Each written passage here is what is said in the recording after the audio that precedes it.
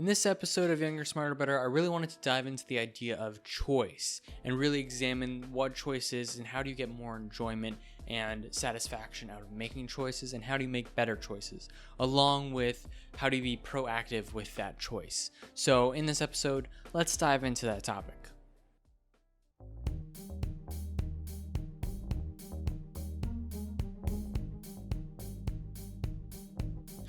So bringing in this idea of choice, I really wanted to examine it and look at it a little bit closer, right? So you have whatever situation happens to you, right?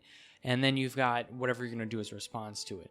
And in between that, there's a split second thing that's you choosing, you manually, physically choosing. And what a lot of people do is instead of actually choosing what they're going to do, they react to whatever happens to them. And what it allows them to do is that really is like very haphazardly responds to whatever does, and most of the times it's emotion filled and not logical filled, and that really distorts.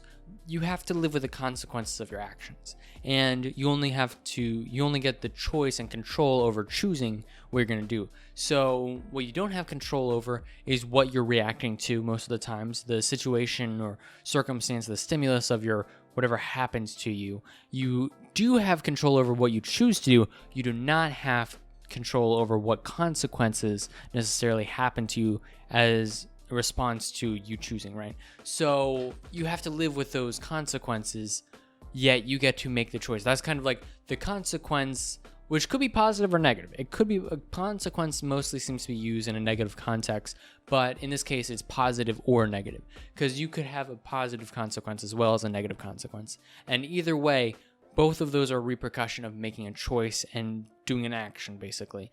And so when we look at that, you've got to realize that you do have a choice in these matters, right? You choose to do what other people tell you to do. You choose to wake up in the morning. You choose to get out of bed. These are the things that you have like really choice control over. Now, when you think about choice, right, there's different things that happen that you have like the ability to control over. So let's break that into like the locus of control. What do you have? The center of the circle, right?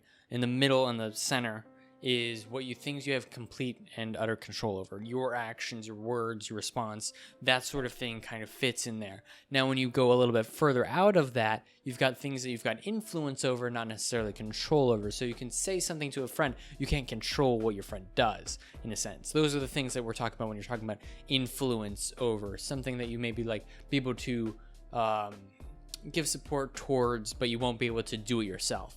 And then outside of that, you've got things you have no control over and no influence over. That would be something like a meteor striking into the earth. Things like that you do not have control over or any influence over in that decision, right? So breaking that down, right, you want to expand with the things that you have control over. You've got to really focus on them. You don't want to read the news a lot, or in most cases you don't want to read the news because you don't have a lot of influence over those things. So in your life, you're bringing in things that you don't have influence over. You're becoming aware of things that you don't have control over or influence over. And that's really what news and other media does. And so what you got to do is you got to focus on the things that you can control and the people that you can influence, the situations that you can influence. You got to really focus on those things to improve your locus of control. So when we talk about being proactive, we want to talk about getting things done fast, making the choice to get things done first, to get things done fast. And so when we go through this, being proactive is really taking initiative.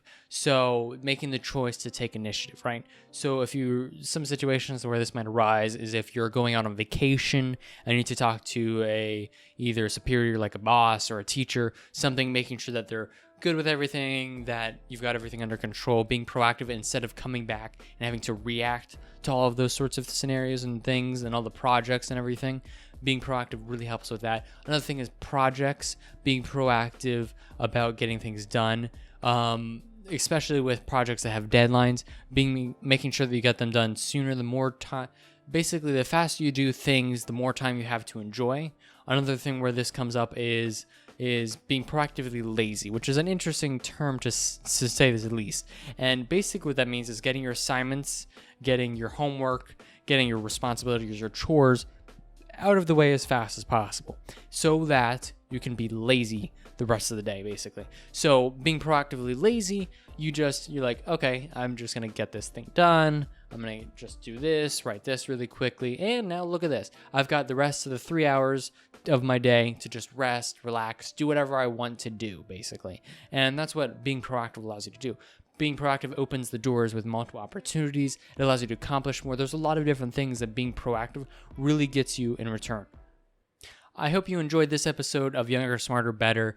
And if you want to learn any more information, we have more episodes coming out in the next couple of weeks. And if you want to find our blog, podcast, and YouTube channel, all of that stuff is in the description section below. If you learned something in this video, please give it a thumbs up. And as always, stay hungry for knowledge.